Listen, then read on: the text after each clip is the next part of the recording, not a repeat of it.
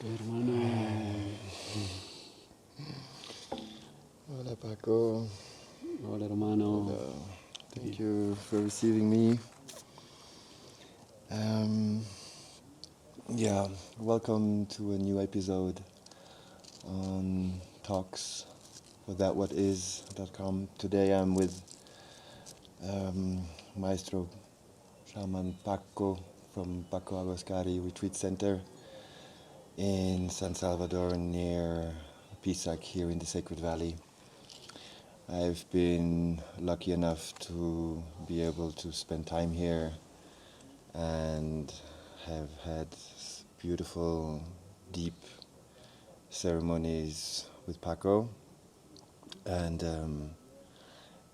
all the beautiful people who are coming here to the center. Some of the people who live here permanently or shorter term, longer term. And today I want to ask Paco a few questions on his life, on his relation to medicine, and also about this amazing place. So thank you again, Paco, for this time you share with me. Thank you. I'm going to ask you a few questions about your life, and my first question is like, before I ask about this place, is like more like, where do you come from? Mm-hmm. And where did you grow up? And yeah. So my friend, thank you again.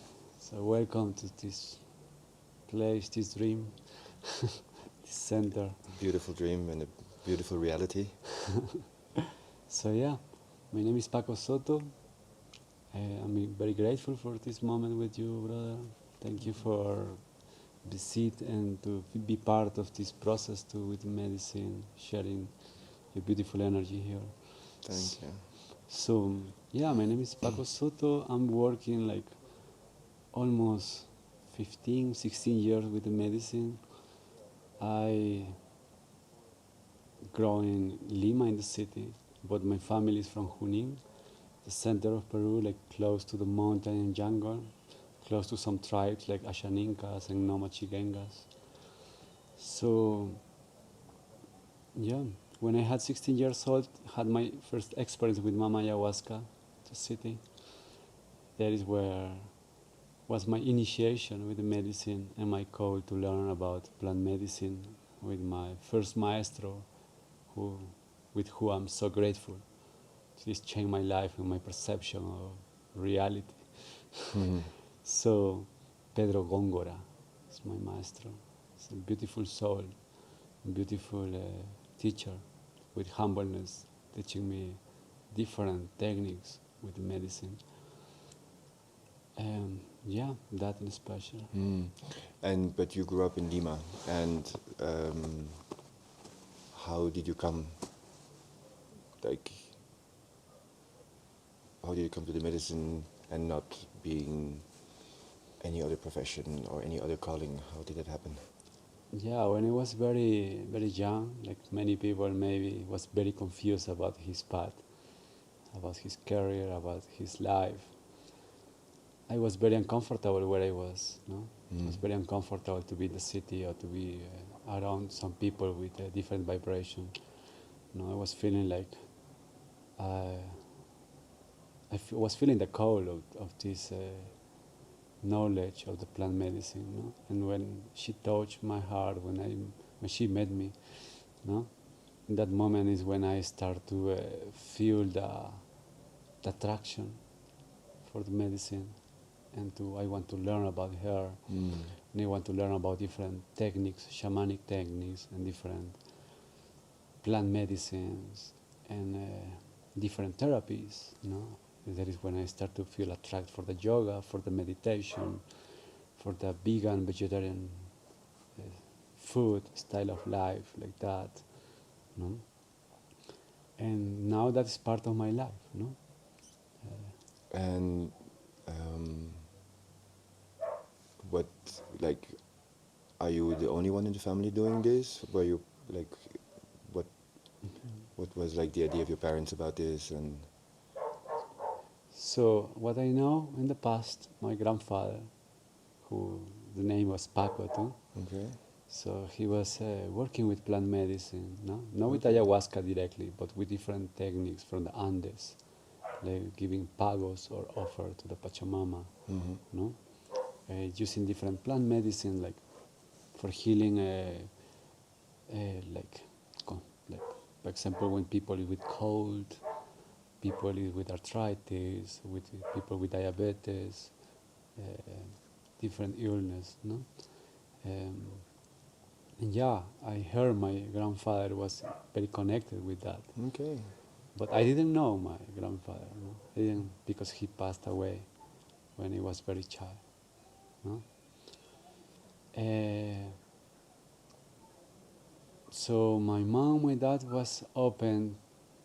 They was open to that, no? They believe in the energy of the Pachamama, of the plants.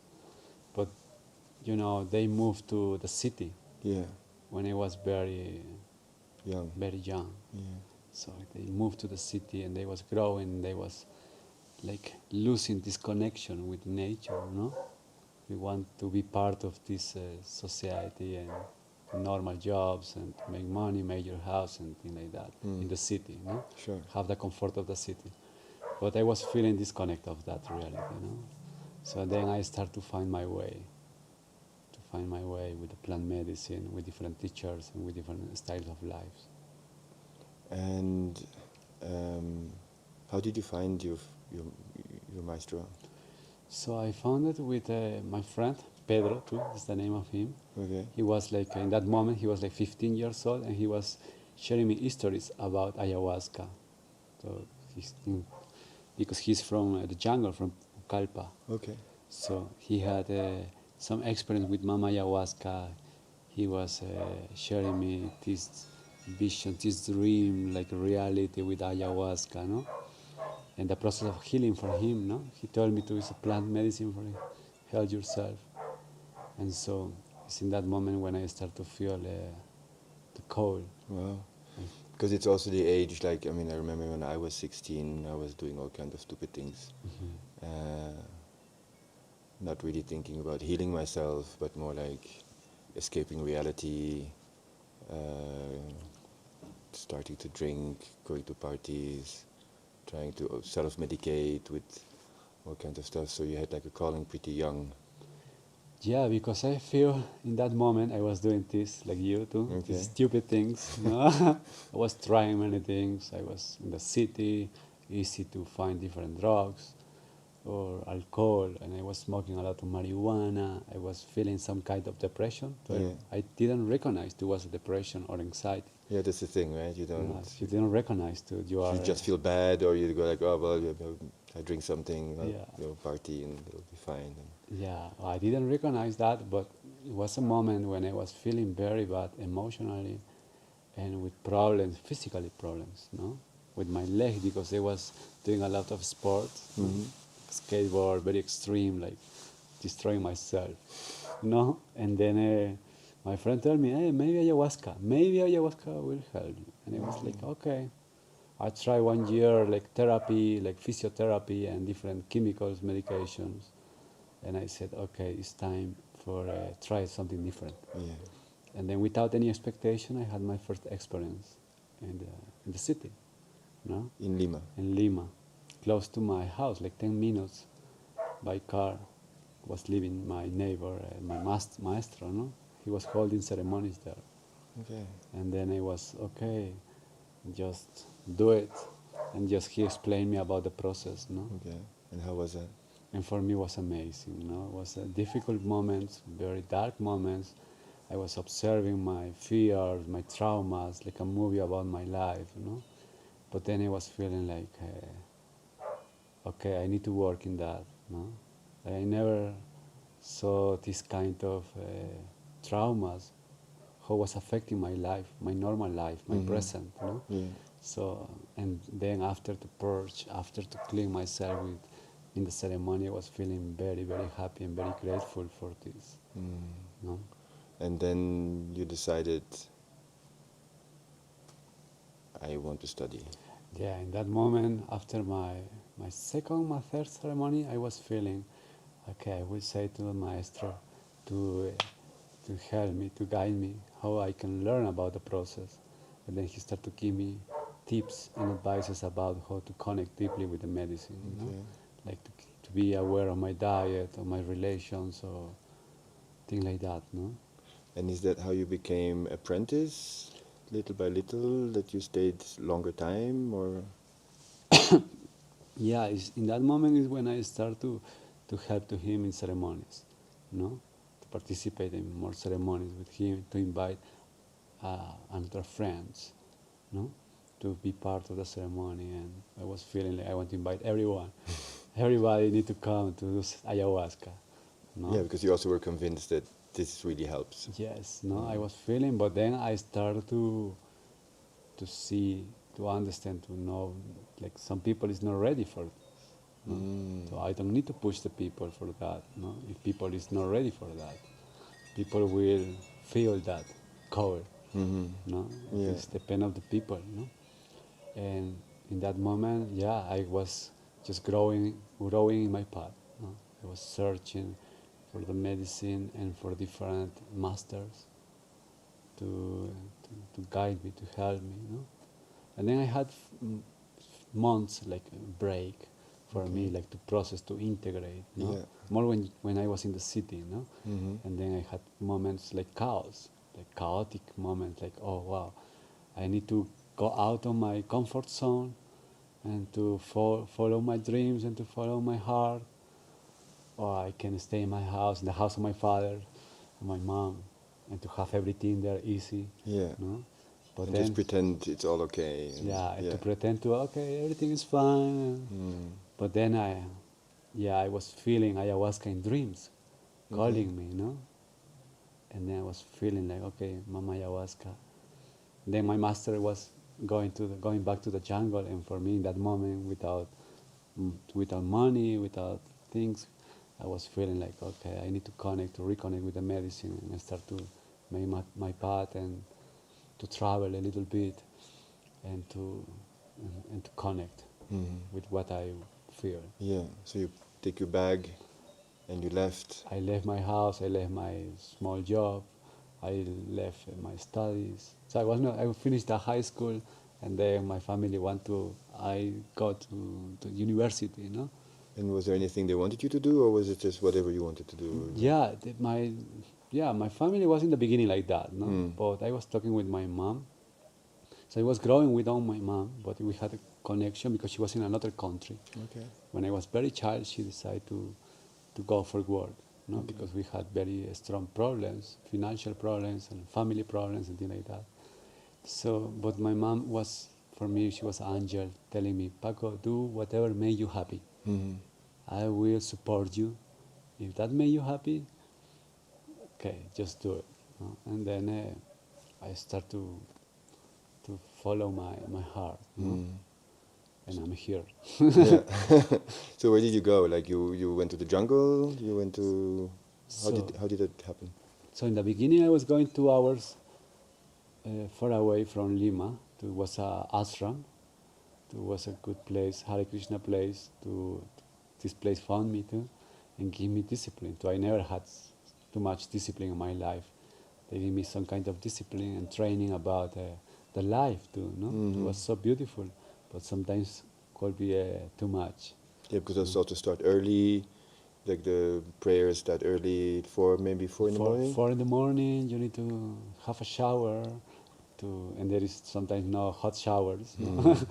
And it's cold Lima. That just you need to become very strict with that. No, if you want to be part of that or you want to stay there. Mm-hmm. No, Yeah. because if you don't follow that, it will be difficult for the people support you. Yeah. If you don't follow what they want. Sure, because you don't. Yeah, the energy is not right, and it Yeah. affects other people, and Yeah, for this reason, yeah, I was giving a lot of abstinence there. yeah.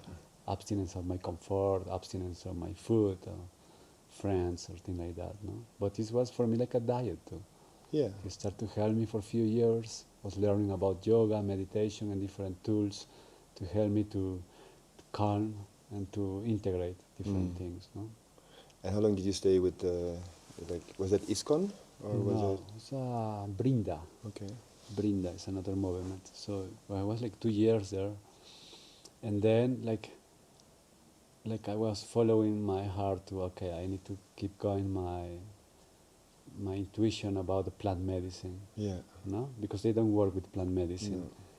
and so I start to travel to different maestros, maestras, going to the jungle to have some dietas, and learning more about this process, no, with shipibos and with mestizos, no, Mm. and after, yeah, a few years after, I start to feel comfortable to share medicine. Mm. Just like a small uh, like bracket on like because I hear the word mestizo often and I'm not always sure that I know the difference between mestizo or shipibo or Yeah, it's different style, okay. no? It's different style. It's like when you drink with Yawanawas, or when you drink with Unikuin, or with Santo Daime. There's different ways, no? There is a traditional way. Mestizo is not so traditional.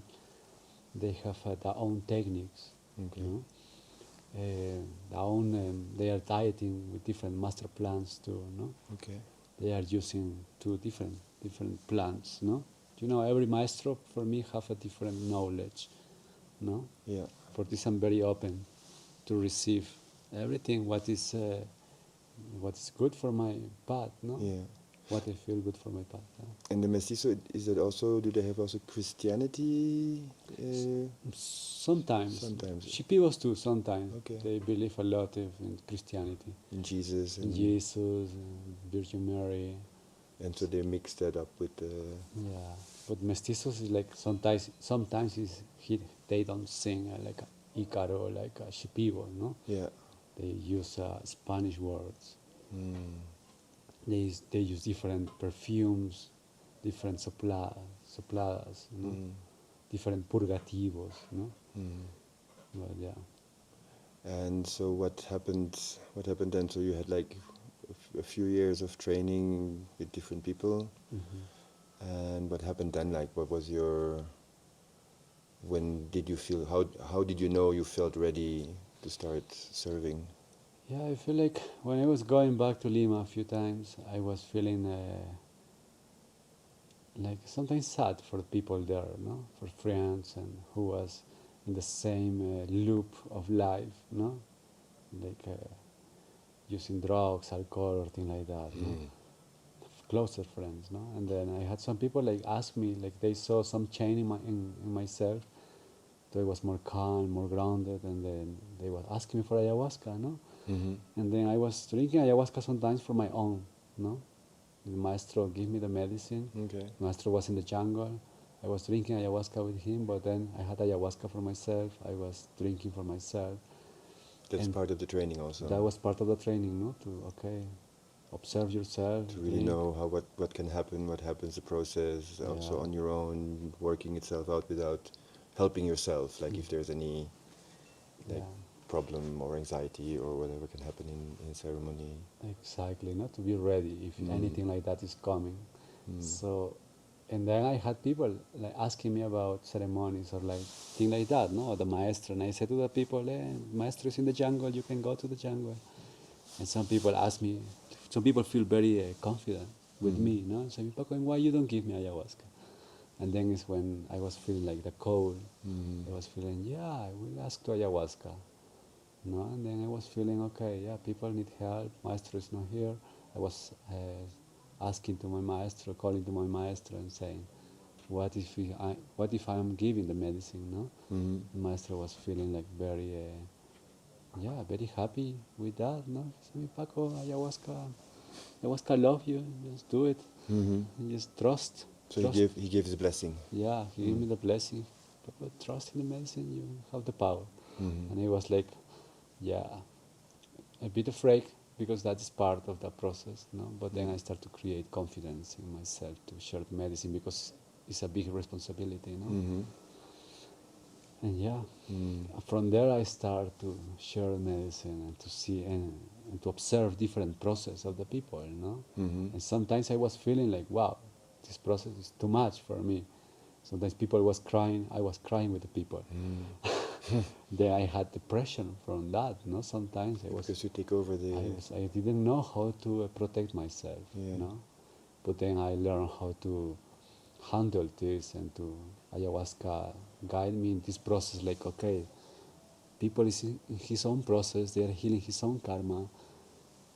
I don't need to be part of that, I need to be supporting there, and to be strong, and observe the process, and to send a good vibes, send the love, and send the happiness, and to keep it strong, don't let it come in. Yeah, and also not get like emotionally affected, and just let them... Yeah, and then it's when I start to be like more centered with that. And then that was also most of the time was in Lima still, right? Yeah, I was in Lima mostly, and then when I moved to Cusco, after a few years after that, I started to work in different centers, Okay. And so the owners of the centers, they feel this, I don't know, they feel me or feel my energy, and they talk with me, and they feel confident too, and then is when I started working in big retreats centers, Okay. working for a few years, and working with shipibos and with different techniques, drinking ayahuasca almost every week, 2 or 3 times a week. For me, was a good training to do it this for 2 or 3 years. Was very, very, Yeah, I can imagine. very good for me, And then is when I decide to open my own space, Yeah. And like when you were in these centers, and I guess also here, like what do they come with? Like what kind of problems do they have? What do they want? What do they expect? Or where do they want help? Yeah, so many people was coming like with different imbalance, like depression, anxiety, addiction problems, confusion. So they was asking some help, People like trying with different doctors, People having medication and things like that. They heard about ayahuasca, and and people feel confident to go in this process, this therapy, this integration with the medicine, and people was feeling very, very good after that, Yeah, I also can imagine it's like some people have been trying many, let's say, medications or psychiatrists or techniques, and then doesn't work, doesn't help, and then they hear about ayahuasca, then they go like, but then yeah, maybe, and then they come, then they finally come and surrender to the medicine. And other people with Western problems, I guess. Yeah, totally, some people don't know about plant medicine, because that is not part of his culture. Yeah.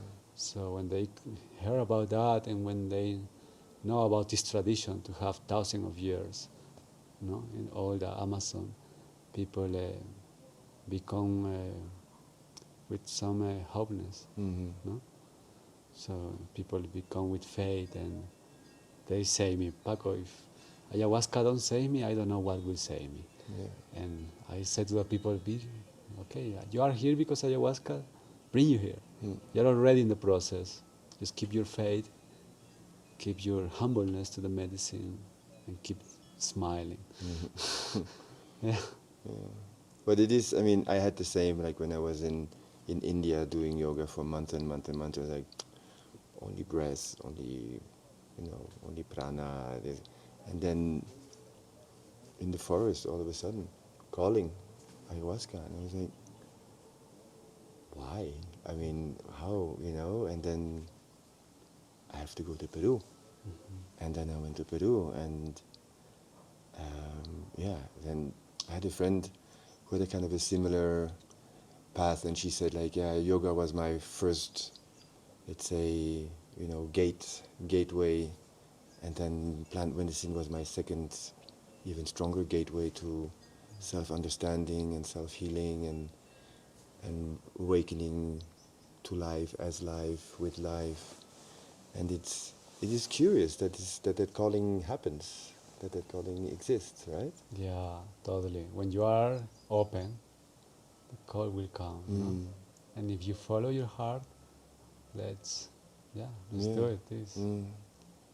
And so how did you come to the idea of, I want to have my own place? How did that happen? When did you make the decision? Yeah, so after working different, after be working with in different centers and traveling, like in Mexico, I was sharing a lot of medicine in Mexico. When I was in Mexico, like almost 6 years ago, or 7, I don't remember. Then I was feeling like I need a space. I need one space for me, for grounded, and to let people come and to share this beautiful medicine, no? And to sharing my style, no? My style without any judgment or whatever, no? Just to follow my intuition in my heart and to give the medicine how I feel. And after working in centers, after be traveling, I start to feel like I need my home. And to give medicine in my house. This is my house, you know. This is a retreat center, but it's my house. True. And it's the house for everyone who come here. Yeah, and you feel that. That's really nice, is that there is a very strong personal interaction with you. And you know, people eat together, but you're also there. We spend time outside of ceremony. We do temazcal. We go in the river with the rubber inflated tire. So there's also like, it's a very interactive and joyful experience, like daily life with you, which I think makes it very special. Because I have also seen centers where, you know, you only speak to the Maestro after ceremony with flower baths, or that's the time, or during Mambe in the evening, but there is no deeper daily connection, which is very important for you, no? Yeah, for me, like what I tell to the people is like, when I invite to the people or people come here, for me they are part of the family.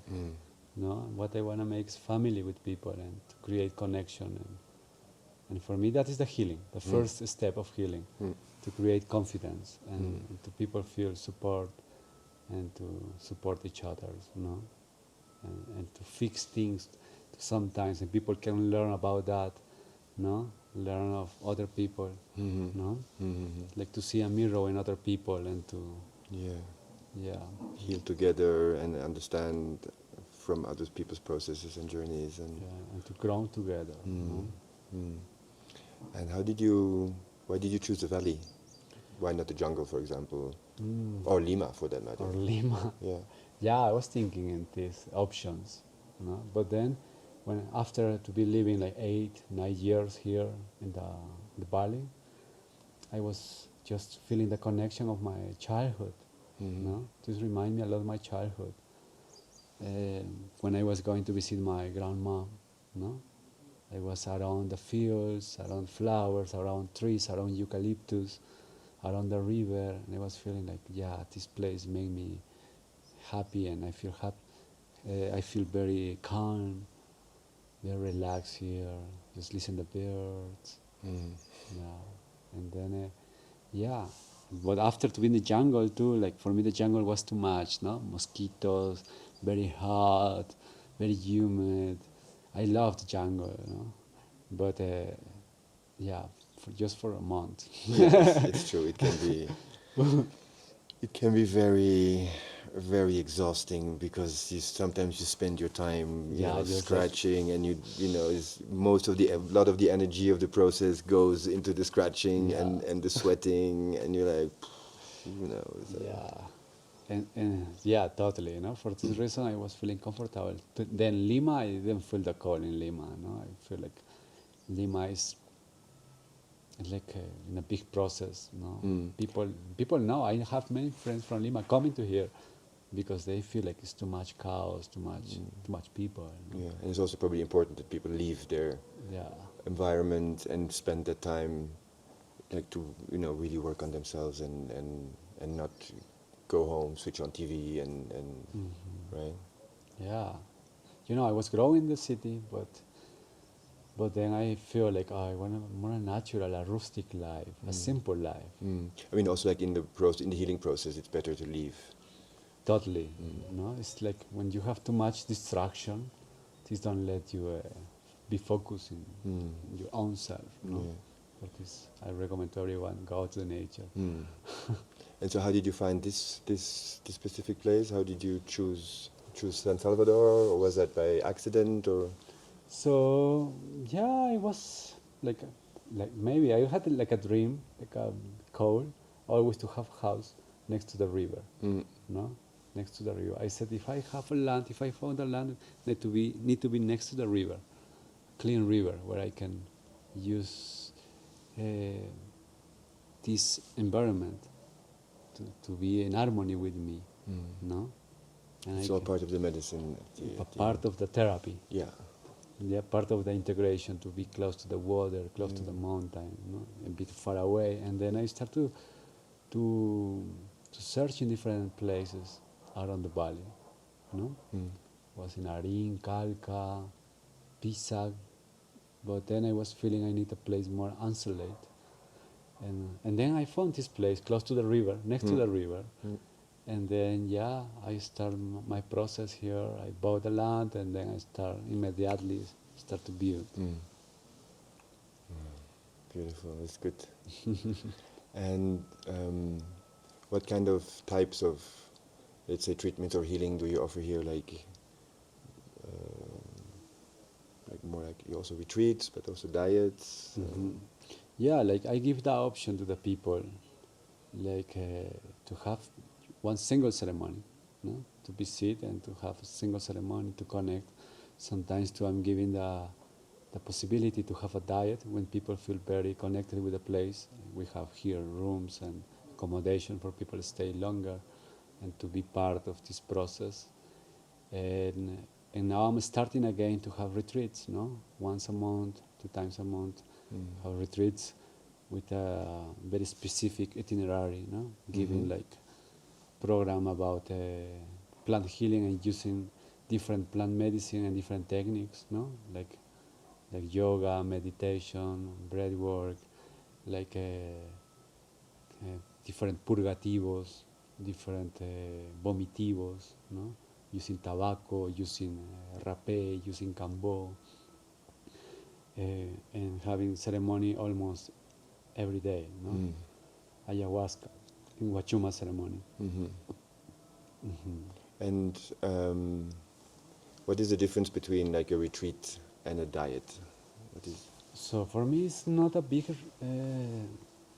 difference, but for me, when people want to connect and to know more deeply the spirits of the plants, doing a diet, the plant is helping and giving you a special energy, like healing you and giving you this energy to fix what you need to fix inside of you. So I recommend to have 2 weeks or a month doing a diet, and special with isolation. People can go deeply in his own self. In a retreat, it's like a short program. 1 week you have. For me, it's like a deep detox. Okay. Deep detox, a retreat. Deep detox. And along there, in a plant diet, it's a detox too, but it's more with yourself.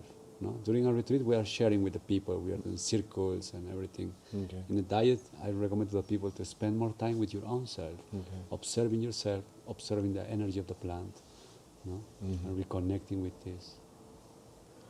And then people have like a master plant. Yeah. That you choose.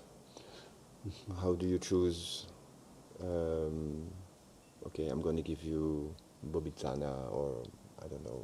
So yeah, for me, like mostly plants, what I feel is depend of the conversation and the feeling with the people. Sometimes people need to have a deep detox. People with addictions. I have people coming from abuse. Very close, very. So after I have conversation, after I have ceremony too, I have like the feeling this plant can help these people, or people who want to learn about plant medicine. I'm giving these plants to people, open more and to connect more with different plants. or people who need to let the addictions, no? I need to give this plant to help to become more strong with the decisions, no? Mm-hmm. And yeah, all depend on that. Yeah, and also depend on what the person really needs, because you have very different needs of people. It's not just only people who want to know more about life or themselves, but they have like really specific, like mental problems or physical problems. Mhm. Totally, yeah. When people have physical problems, like people have diabetes or epilepsy or I don't know, strong depression or anxiety, yeah, or different illness, no? Like I'm giving different plant medicines and And what would you say, like, if somebody is listening to this video and he's in Europe or, let's say North America, and is not really sure and is a bit afraid, and what advice do you give people, like, yeah, I will give the advice to don't be afraid. To ayahuasca is a beautiful medicine. We need to drink with respect, no, and with faith, and to feel like confidence with the medicine and with who you are drinking the medicine, no. And if in the past you had or did you heard some histories about that, to don't worry for that, no. So you can be worried, but don't worry for that, because that is the process to sometimes people need. yeah, the plant shows you what you need to see. Yeah, plants show you what you need to see, and sometimes it could be very difficult. But sometimes could be very beautiful. But that's part of the journey with the medicine. For me, it's yin and yang, black and white, no, and that is the normal life too. So, yeah, people don't be afraid of that. Every ceremony is different. No? It's so important for me, like, to the people, go to talk directly with the person with who you will drink, to feel the energy of the guide. Don't read too many books, don't go too much on websites, just Yeah. go and follow and trust. Don't go with expectation. For me, how I tell you, my first experience was difficult. In a moment, I had like this feeling, like, why I'm doing this, or I will never will do this again. But when you go out of this process, this fear, and then you can see your mind and your fears, and then you realize to this a game. Then you said, okay, this all is in my mind. That's the life too, no? Sometimes we are living with fear, with attachment, but it's all in your mind. So you can go out of that and you can create a reality. You choose your reality. No? Yeah, and also it's in collaboration with plants, so there's no chemical, no pharmaceutical company putting all kinds of bad chemicals. It's life, treating life with life. Yeah, totally. No, we are part of the nature. So, what I know, the composition of the plants, we have all the composition of the plants, all the DNA inside of us. No, so just the medicine for me is a big concentration of this natural chemical to help to to wake up something inside and to fix something inside of ourselves. Yeah. So then that I recommend totally. Go for natural medicine. Go for this. This for me is the solution. Simple. Yeah, absolutely. What are your plans like? How do you see this place evolve over the next time, or do you just trust? Yeah, I'm flowing, in these times. Like in the past, I was giving a lot of retreats here, but then after quarantine, I opened a place for people live here and to be in community. People living for a few months here and sharing ceremony every week, every weekend. So, but in the future, yeah, I feel like this will be more a retreat space, no? And also people can come and learn also about specific plans, like maybe some workshops or. Yeah, for sure, no? Like I will organize things like that. How it's flowing. Yeah. When I had some people like closer friends who tell me about they want to learn about purgativos, vomitivos, or different plant medicines, or how to cook a medicine, how to make medicine. No, sometimes I'm making ayahuasca here. In the past, I was making more ayahuasca, or preparing some wachuma, or yeah, I was sharing that with the people, and opening the place, and opening to receive to different people with different techniques too. No, Yeah. like people doing meditations or different workshops, opening the place, no, to learn, no, Yeah. and And also you're very generous in sharing information. totally, totally, no, that's part of the path, no, for Yeah. me, is to share. Yeah. Music is a very strong element in your life and also in the way you work with the medicine. Yeah, totally. For me, ceremony without music is beautiful too, sometimes. But for me, the music is very important in normal life. It's, for me, it's a therapy. No? It's, the music inspire myself, let me to channelize this energy of the plant, no, and give vibration and melodies and different feelings to the people. No, you can waking up with the vibration, no, different memories too, no, Yeah. to help to the people to release things. So the vibration is very important during this process. Also, out of experience here in the Maloka, you also open up that other people can share Icaros songs, so you don't only keep it to yourself. In that sometimes other traditions are like, no, I only the Maestro sings and everybody's quiet. You like to open it up in a certain limit, but you like to open it up that it's kind of a little bit more, let's say, interactive or. Yeah, for me that is good when people is drinking medicine and they have his own path, no? His own medicine, no? Because for me everybody's music, everybody's have the power to healing, no? And I love to empower the people and to say to invite to the people and to say, please share your medicine, share your song, your Icaro, and yeah, I'm open to to everyone to sing. That is beautiful too when people Yeah, it's, amazing. become one, and yeah, so beautiful. With all the respect, no, with all the respect of the space, on his own space, and things like that. Yeah, because everybody's in their own process, and how would you like define your style as like a healer? Because also you're very intuitive, no? Yeah, mostly I work with intuition, no.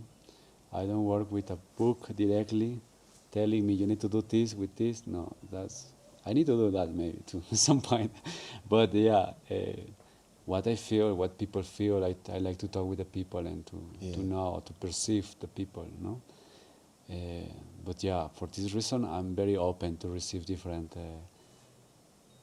medicines from people, no? I had different masters, So you have different tools different tools. ready you can use, and you know intuitively, okay, this is like when we were working together and I was having this very strong emotional purge and process, and you were massaging me, and then you were pushing here, and then you come with the sananga, and I was like, wow, you know, it really, we had like a very great breakthrough in this process, and it was everything you did was exactly what needed to be done, even though it was a situation was completely new. I was like, you know, I was here, and you came like, oh, you need help, and I was like, yes, please, and Yeah, like that, no? Just to feel my heart, to feel you, and then just to do it what I need to do it, no? And so so important that, no, for every healer to work with intuition and compassion, no, and to listen, no, to listen the person who you wanna help.